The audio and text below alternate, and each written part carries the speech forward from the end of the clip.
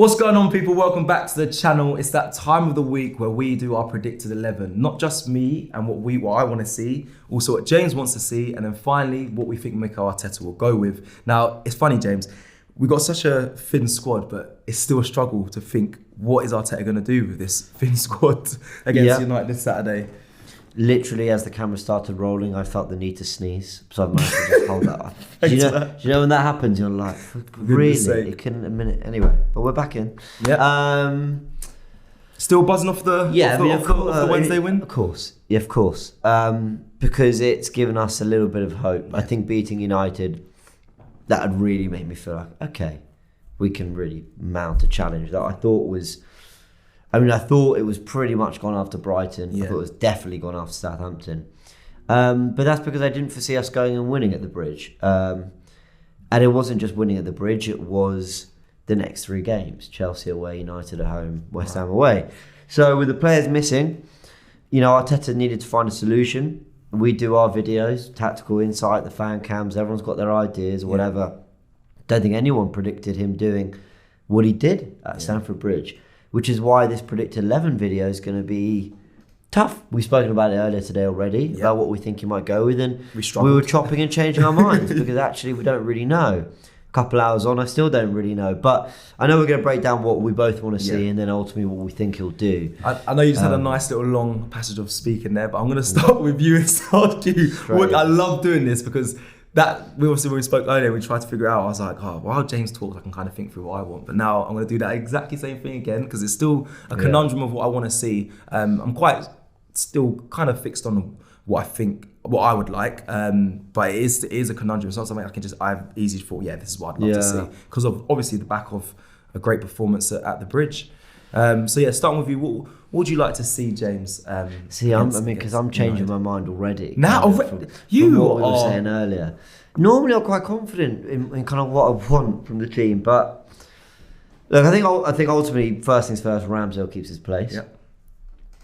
You did mention around the Southampton time and just before then about keeping an eye on Ramsdale. It just doesn't feel. Was it a feeling of just? A little bit. This is not nothing against Ramsdale because he's been superb for us this season, but the uncertainty. Sorry, and then I actually saw that in one of the goals. The first goal for Chelsea. It was a deflection. He might have been blindsided. Might have saw it late, but I was quite disappointed. I'll forgive the first because I've seen them trickle past many a goalkeeper, so I think it is one of those. And I've said this in my fan cam at Southampton. I've never been a goalkeeper, right? Yeah, also me too. So I genuinely have no idea what it's like having a ball just blasted at you, like the Bednarek goal or whatever. Yeah. But I felt he'd be a little bit disappointed he conceded that one. Yeah. The Chelsea first goal, I'm gonna again think deflection. But with this Biliqueta goal, it just felt like, listen, Ben White gives the ball away. Tavares doesn't track as Biliqueta. That's all true, but he's just have to get it on target. It's past Ramsdale, but the near post again. I think that's 4 goals at his near post he's conceded because the Brighton one was at his near post. What was Brighton's first one? No, that you couldn't do anything about that. So that's 4 goals in a row he's conceded at his near post. That doesn't feel great. Yeah. But ultimately he's been very good this season and a really shrewd bit of business. So. Keeps his place for you. Keeps his place. Okay, the back line. This is where it gets interesting. Yeah, because I would change it. Even though it was good. It was good against Chelsea, but second half it was good. Yeah, that's why I said good. I was about to tell him to go. I was going to say super. I held back on that, but it was good. So, but I would change it. I know people may not agree, and I thought you wasn't going to change it, but when we spoke earlier, you're like, no. I would bring Cedric back in, and the only reason I'm doing that is because I want White and Gabriel starting together now, unless Tomiyasu's fit by some miracle. But I had a feeling he was. That's what I was gonna go check out the link in the description for the merch. Tomiyasu, I thought was gonna be fit for Chelsea. I thought that's why they started releasing the images and stuff to basically say like he's back, but he wasn't. He wasn't even on the bench, so I really don't think there's any chance he's involved against United. But I think United will be a different beast compared to Chelsea, where Chelsea, that first half especially, a bit more of a basketball match, a team that were going to take it to us. United, I think, I think they'll be cautious and want to hit us on the counter a bit more. I don't think they'll look to have the ball and try and press us, and I think they will just try and pick their moments and frustrate us. That is been Arsenal's kryptonite all season. A team that not parks the bus but defends in a very compact manner, and we find it hard to kind of fashion chances. I think they'll go with that and try and have Rashford or Sancho or whoever going the other way. And I think you're going to want White and Gabriel at centre-back to be sweeping up. I just think they're very good at getting in front of their man, winning the ball and reigniting attacks. So I keep White and Gabriel, as I say keep. I bring White back to centre-back with Gabriel, Cedric at right-back, Tavares at left-back. Yeah. Okay. No, I'm going to go similar. I'm going to go the same unless Tomiyasu miraculously is back. But even if he was, it's unlikely that I'd want to see him just jump straight back in. I think Cedric deserves to play there. We did speak about this before, and I think I'm going with that back line as well. I like Ben White and Gabriel. They're very solid, and that's no offense to Rob Holding. I think he played an okay game against Chelsea as well. He stepped in, doesn't play regularly at all, so it's a big ask to come in against Chelsea, and yeah, he done the job. So, but for me, same. Tavares keeps his place. Ben White and Gabriel for me strong, and Cedric comes in as well in that back line. We're going to go look into the defensive midfield pair. I'm going for a 4-2-3-1. I know sometimes it changes. I know it changes sometimes 5 at the back with 3-4-3, but I'm going to go with that. We're going to go into defensive midfield now for you. The pairing, does it change? I go 4-2-3-1 against Chelsea. Saying it earlier, I think sometimes maybe you feel I'm being a bit pedantic, but I do think there's a difference between when he plays El Neni and Xhaka as a 2 with Odegaard in the 10, which is what I'd go for, compared to when he goes with more El Neni or Lokonga at the base, Xhaka as an 8 going forward on one side and Odegaard as an 8 on the other side. I do think he'll go with the 2. Yeah, El Neni, Xhaka, Odegaard in the 10, which is also what I would do. Yeah.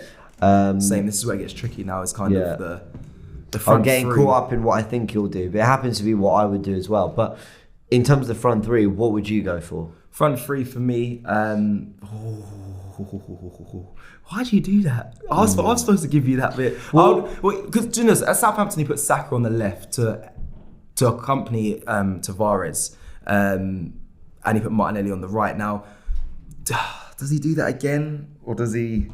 Well, no, I mean Smith Rowe's performance the other day, against Chelsea suggests that he'll. For me, I'm gonna put keep his place. Yeah, for me, Saka on the right. Now this is where it gets tricky. It's a Smith Rowe and Martinelli debate here, and it all kind of comes down to again, I'm getting mixed with what he might go for, what I want. It depends on what style of play we go for. I actually want us to sit in and catch United on the counter attack, but they might do the same, which means it will bode for a pretty boring game, probably a stalemate, and that's kind of my prediction anyway. So.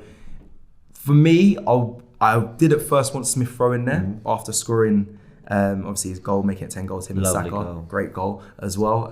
So getting a tally, but I think I want to put Martinelli in there to start the game, start fast and hopefully catch them on the counter. That's what I would want to be playing. I know people again probably don't want to hear counter-attacking football at home against a weak United side, but that's when I think we're the best, when we catch teams in transition. You mentioned about Chelsea, the game being a basketball match. That's what it felt like the first half. I'll tell you that for sure. It was like, you attack, we attack, you attack, we attack, we'll expose you, you'll expose us. Like, that it actually plays to our strengths, in my opinion. I think that's where Arsenal are good. I think when we have to try and break teams down, we really struggle. So I'm going to put Martinelli up there to be the guy to push on the counter, and then playing up front, Eddie keeps his place. I know you made this. I don't know what you think about that, but for me, Eddie, a player in the podcast, he spoke about, listen, give me a run of games. He seemed very confident in his ability. Have to commend that, and he backed it up. I can't reward a striker more and have more pride towards him for having that ambition himself and that belief, and then proving it to us, the fans. So for me, he keeps his place, and I think he causes Maguire some problems. I actually do. I never thought I'd be saying that, but I saw him be very tenacious with his press. I saw him put goals in the box that weren't tap-ins, that were actually self-worked, in my opinion, and be very cool and composed. I think for a player that's got a contract running out at the end of summer, I've liked how he's showcased himself, and Lacazette, he gives us all. Time. He gives us all. I was toying with the idea of Lacazette up front. You were. Only reason is A, he's given Maguire a tough time before, but B, I think just think I can see United being camped in their half. I can see Arsenal needing to be intricate and work some space, whether it's a bit of skill, a bit of strength or whatever. And I think Lacazette still has that over Eddie. But I've changed my mind because the reason I've changed my mind is he played really well at Stamford Bridge. And you're basically asking me to choose between two strikers, one whose last performance was 2 goals and a brilliant performance at the Bridge, and the other who hasn't been on form for a while. Can't remember his last open play league goal. Right. So for that reason alone, you've got to pick Eddie. And he did do very well. I do think the game will lend itself more to Lacazette's qualities. That's what you get substitutions for. Right. But I don't want to take away from Eddie Nketiah because he was fantastic, and I really made sure to give him his praise in the fan cam and Forever Arsenal as well. We talked about him a lot. So really fair play to him. I can just see the pattern of this game suiting Lacazette more. But yeah, no, I think push comes to shove, I would pick Nketiah. But the question is, what will he do? Well, yeah, the question is, what will Mikel Arteta do? That's where this next segment of the show comes to it, and we kind of decide that. And does Arteta change not going to call it a masterclass, but a very, very well organised Arsenal side and tactically superb on Wednesday night? Does he change it, or does he stick to what he did on Wednesday? That's the question. Where do we start? Where do you want to start? Do you want to start formation? Does he change the formation? He played two He played 2 formations against Chelsea, with Saka having to play as a right winger and then a right wing back, and then he'd drop into a back 5. So yeah, Saka had a lot of work to do, bless him. I think he'll go. I don't think we'll necessarily play 5 at the back for a lot of the game, or 3 at the back, whatever you want to call it. But I do think he'll go with a team that means that's an option if needed. So I actually think White will keep his place at right back. So Ramsdale, obviously, back 4. He'll go with White, I think. Also because, White, Holding, Gabriel and Tavares will be his back 4, because Tavares will bomb on. White will do the Tomiyasu thing of basically being a third centre-back. Holding and Gabriel will be there as well. And I think he'll just think that that's the right balance for him, I think.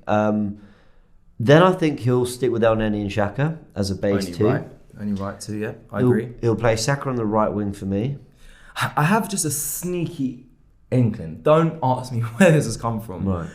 But we might see Pepe start for Saka. I don't know. Honestly, I was just thinking through things. I'm just like... Really? Yeah, I don't know what it is. I just feel Saka's been used so much throughout the season, and I feel like he has to have a conversation with a lot of these players and say, listen, I'm going to need you and you're going to get minutes. You've seen it. Now, he obviously put his hands up with Eddie Nketiah, and he admitted he was wrong in the press conference after the Chelsea game. Not saying that's going to make him feel like, I need to play Pepe now, but I don't know, something that United may not expect, they may not prepare for.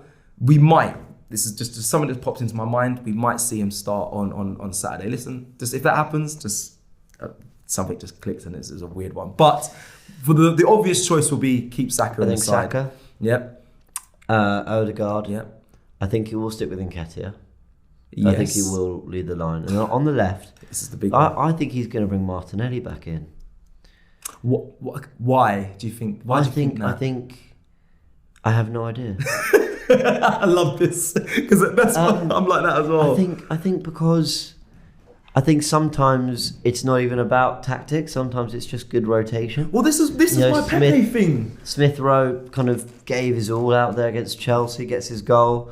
The only thing I can understand is maybe Smith Rowe naturally comes inside a bit better and Tavares overlaps. They seem to have a good understanding positionally there. But I think Martinelli could definitely do that role. And I think Martinelli I know the numbers in terms of output aren't particularly great. Right. But I think he's a player who he just strikes fear in defenders. Like against Liverpool, yeah, he didn't get a goal or assist or whatever, but he just caused Trent problems. And I think Arteta will want that kind of unpredictability against United. Whereas against Chelsea, he probably wanted something a bit more what you're going to get. Yeah. Whereas with Martinelli, I think he'll want him to kind of roll the dice a little bit and try and beat men and make things happen. I'm going to counter you. Only because Martinelli and Tavares on the same side, quite youthful, quite exuberant, quite... Same with Smith Rowe, I suppose. But Smith... I think they offer different qualities. Smith. I think Smith Rowe's a bit more balanced, like more. Bit more control? Yes, that's more than Martinelli. Listen, maybe he may go, but Tavares and Martinelli both on that same side.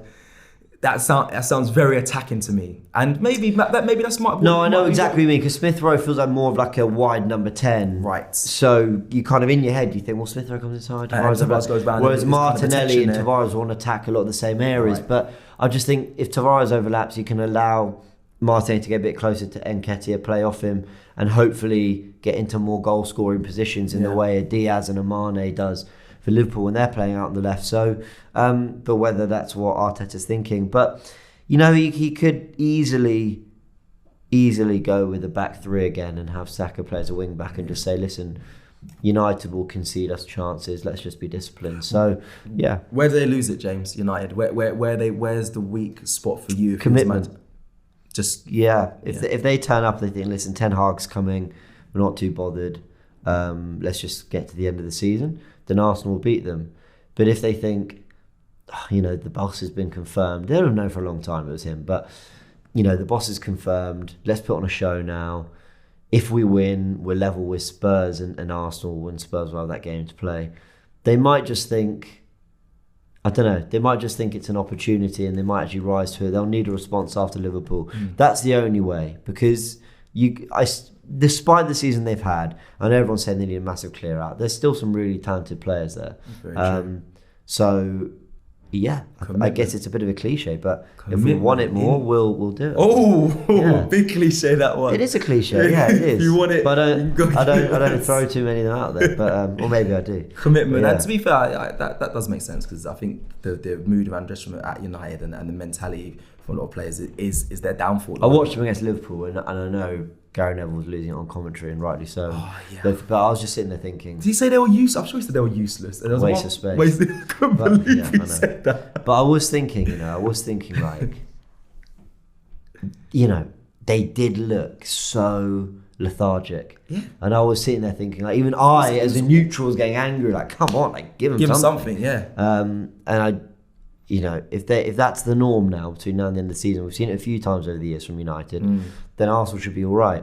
But there's reason for a bounce back now. I think with Ten Hag's appointment, the defeat they just had, go level with Arsenal, Spurs, I think there's enough there that they'll actually turn up and give us a game. Agreed. Right. Well, everyone watching, that is what we want to see. That's what we think the manager will go and do this Saturday against United at 12. None of us predicted his Chelsea 11, so what do we know? Exactly that. And do you know what I find funny? Imagine, obviously Arteta's not going to watch this, but imagine him thinking about what we think he's going to do. That's like someone watching us and saying, what do you think James Cecil's going to do this week content-wise? And trying to get in our heads. It's such a fascinating I doubt he's sitting there taking notes. Oh, that's a good idea. It's not a bad idea, yeah. Actually, I was thinking that. Well, how do they know that?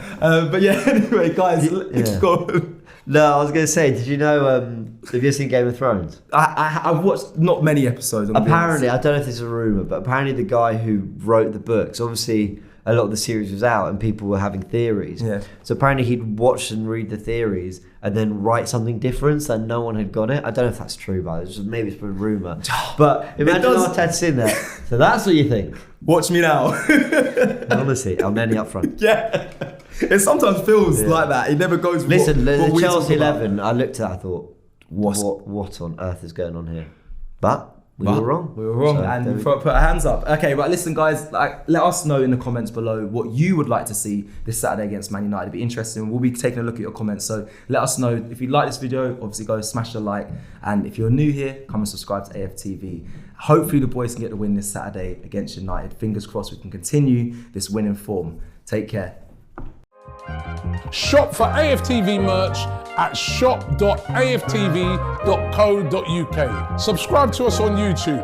Follow us on Instagram, Facebook, Twitter, TikTok, Snapchat and Twitch.